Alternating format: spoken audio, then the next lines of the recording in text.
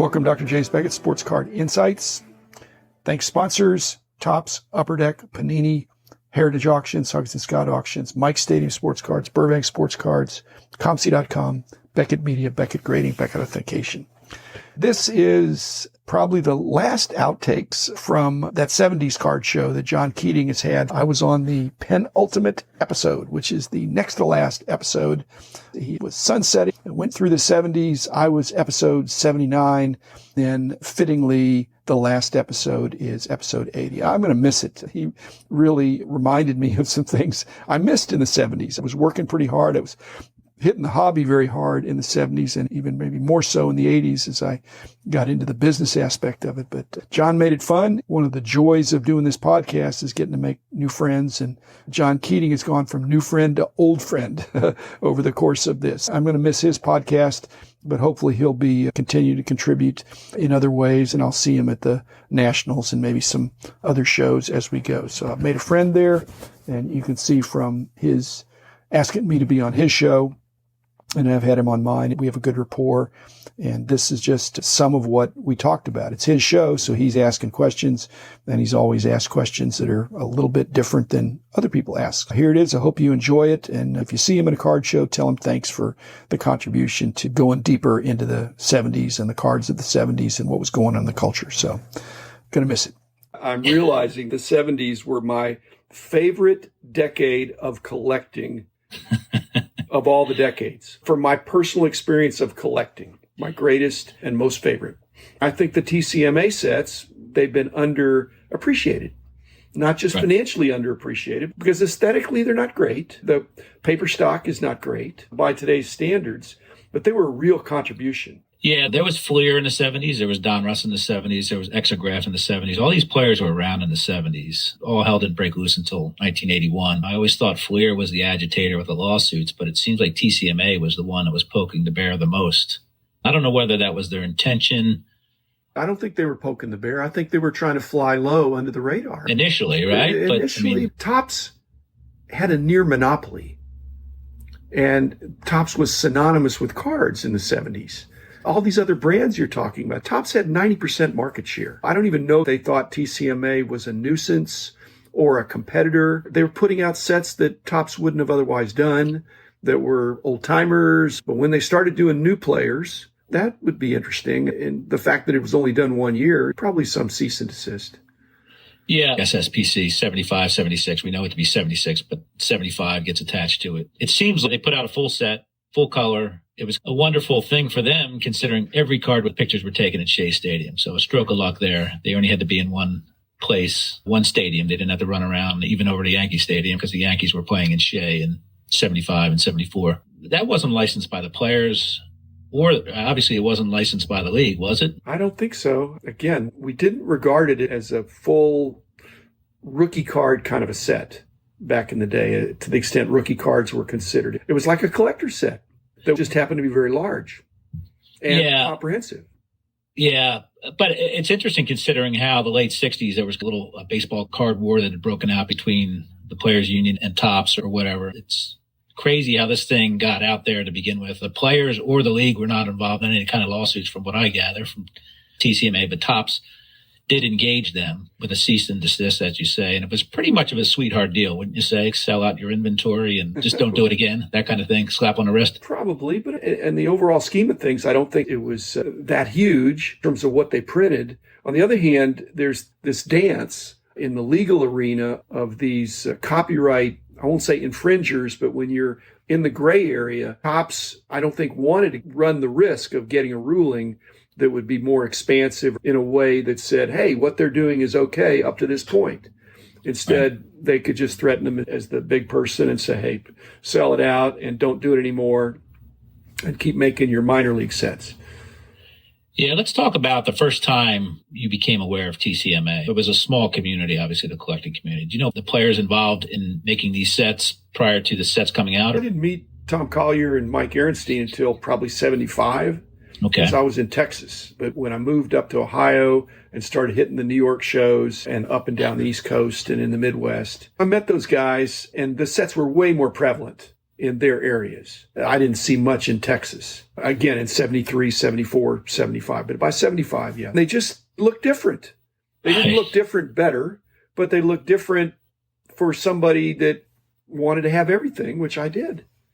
Yeah, they were all mail order full sets, which is one of the ways Mike Arenstein has said he was trying to get around the whole Topps thing, not pack distributed. Because, as you remember, part of the lawsuit with Fleer had to do with confectionery, that they had some rights to that. But as soon as that gets clarified, then there's a workaround. So I don't think they wanted that. And I think Mike was the prime mover there, Mike Arenstein. I don't think he wanted to poke the bear. I think he wanted to fly under the radar. So the attempt to just make these collector sets with old photography and then do minor leagues, that's classic disruptive. You do things that aren't being done. Disruptive, to me, equates to being an agitator. Maybe I just... Sometimes disruptive technology is stealth. There are books written about this. You come in and the major competitor is dismissive because I don't really want to do that anyway. But as you build your base of business on the stealth, all of a sudden now you're a legitimate competitor because you have customers who think you're okay. And an alternative. The Sporting News had classified ads in the back where you could get cards in the early 70s. There weren't many shows. There were almost no local card shops. So people weren't ordering 20 of these at a time from Sporting News or Collectors Quarterly and then taking them to shows. Not in Texas that much. They weren't illegitimate, but they were less legitimate.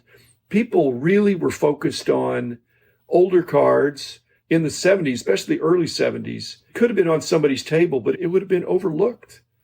Other than curiosity, people wanted to complete their flagship top sets. They wanted to work backwards. You could tell what level of collector was by what they were looking for. And I don't recall people looking that much for oddball stuff. So prior to 1972, which I believe the Cedar Rapids Cardinals was their first minor league set, was there any interest in minor league cards? The only thing I could think of is PCL stuff back in the 20s. Was there anything PCL was a big deal. No, you were a legitimate collector if you had Z-Nuts and O-Backs and things that were from the PCL. The PCL was pretty close to major league level back in DiMaggio, the 20s Williams, and 30s. all those guys, yeah. right? It was a respected minor league, and it was West Coast. This is the first set we see, maybe since the 20s up until 1972. Other minor league sets, but there was no pattern. It would just be an occasional thing. They're really tough. Anything pre-TCMA that was in that space of the 40s or 50s, like you said, mostly it's PCL, but there were others. It's a stroke of luck here that right from the horse's mouth, Mike Arenstein received a letter or a call from a collector involved in, I guess, Cedar Rapids Cardinals, and he asked him to print some cards up, and it was I think a 50-50 proposition. Here's 1,000 for you. Here's 1,000 for me.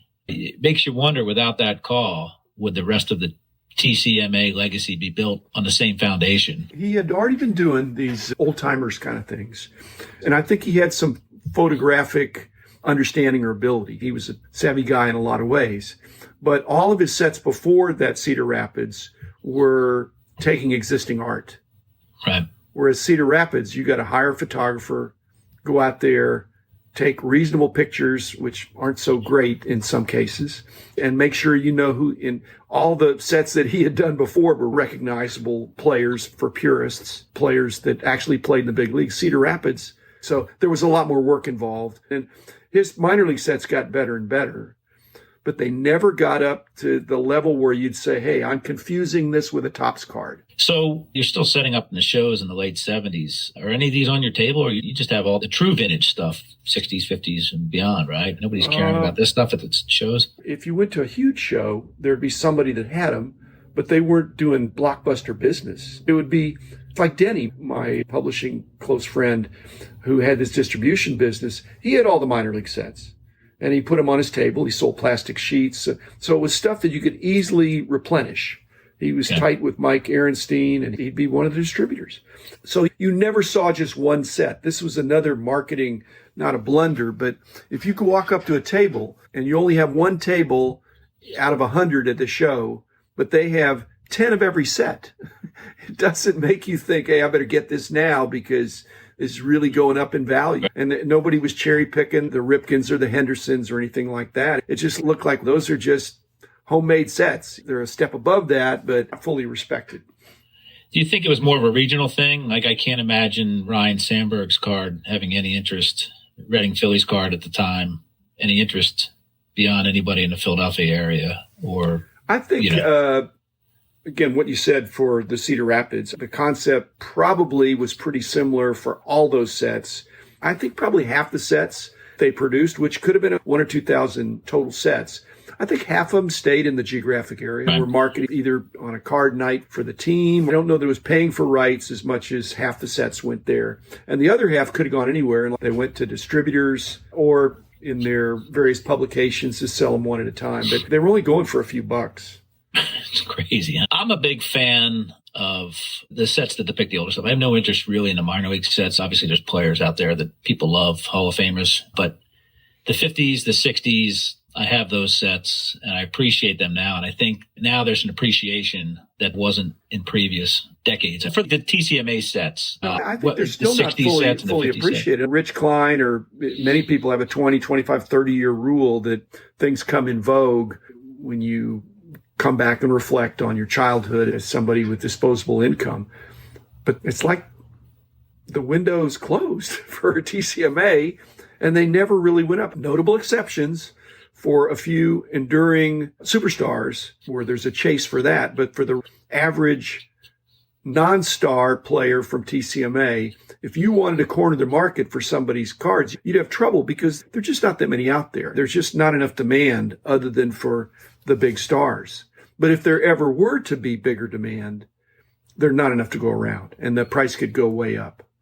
One of the difficult things with this set is the fact that it wasn't pack distributed, and it was distributed in a set form with a finite amount of sets. If you have an incomplete set, it can be difficult to complete the set. You're not going to go to the card show with a list of 50 TCMA, the 50s or 60s, or even the SSPC and knock it off your list. You're right. But the other insidious part of me being the price guide guy is that there are a lot of short sets that are sold in some of those TCMA where there's some late editions, and you've got to be sure that when you buy the set, you're buying the set that has the last two cards that were added to the set at the end of the year.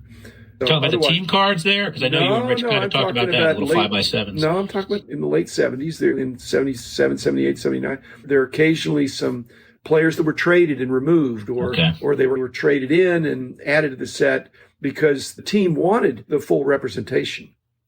Therefore, it's really difficult to buy that just one card, not fitting with your theme of your show. But I did not collect TCMA cards. I collected TCMA sets. Actually, I'm trying to think of any card from the 70s that I collected that I didn't collect as a set. I bought collections and I bought sets. And in fact, I didn't really buy collections of 70s cards. I bought collections that had 70s cards in there. No offense, you had to take it all. And there now is some really good stuff in there. I'm glad I did. The man in the